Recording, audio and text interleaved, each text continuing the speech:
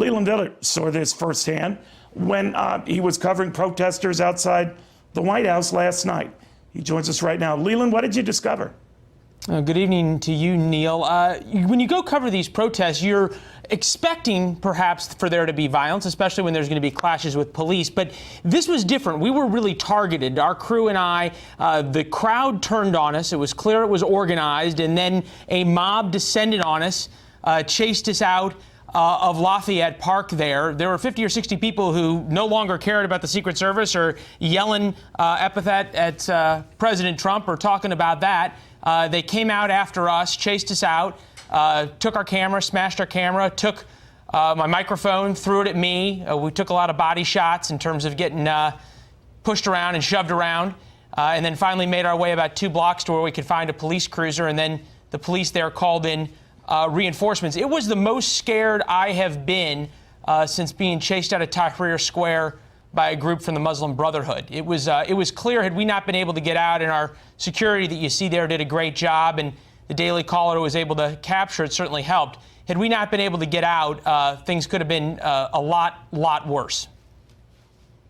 Leland, how did it start? Did they recognize where you were or where you were from, or just explain how they caught on to that? Exactly. There was a fellow who was sort of a tracker, if you will. He was wearing a hoodie and kept badgering us, who you work for, who you work for, who you work for, and we'd sort of always move away. And then all of a sudden, he pulled out his phone and had on Twitter a screenshot of me and started passing his phone around to a couple of other people and said he works for Fox News. And as soon as we came on the air and I started talking, big crowd came around, started chanting F Fox News, and pushed me forward. And then the crowd gathered, massed, and attacked us.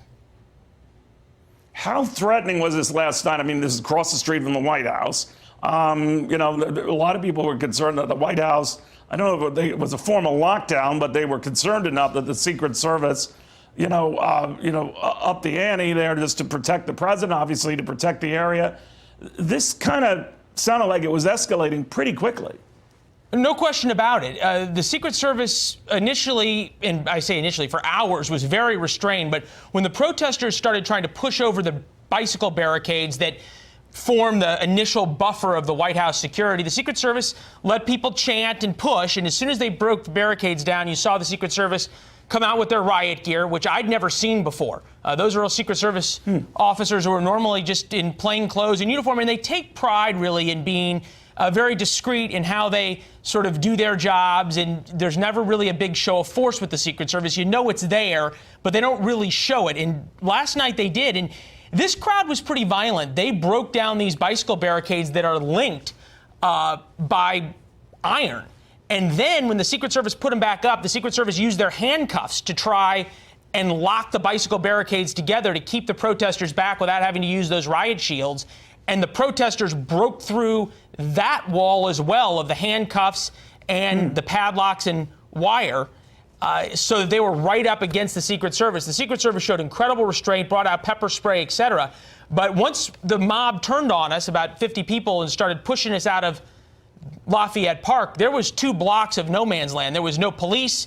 There was nothing. We were on our own, save a couple of the other news organizations that were able to capture this. So normally now, it used to be that the Pennsylvania Avenue in front of the northern entrance of the White House used to be a thoroughfare, and cars could travel to north to 9/11. That quickly ended. And you're normally not, I believe, Leland, supposed to protest on the White House side of that you have to stay away from the fence across the street at Lafayette Square, at Lafayette Park. This crowd, it looks like from some of the explanations you're given and some of the video we're now showing, they got to that fence. I mean, that Exactly. had to get pretty hairy. Exactly. It really was pretty hairy. It was something I never thought I would see at the White House. And as you noted, Neil, the White House is just to the right, screen right of what you see. And our cameraman, Christian Galdabini, who did an incredible job, will pan over there in the video from last night, and you'll see the White House. It's only 100 yards from where we were to the front door of the White House. Obviously, there's a lot of fences between there. But the Secret Service will allow anybody to come into Lafayette Park. You can protest, you can shout, you can do whatever you want.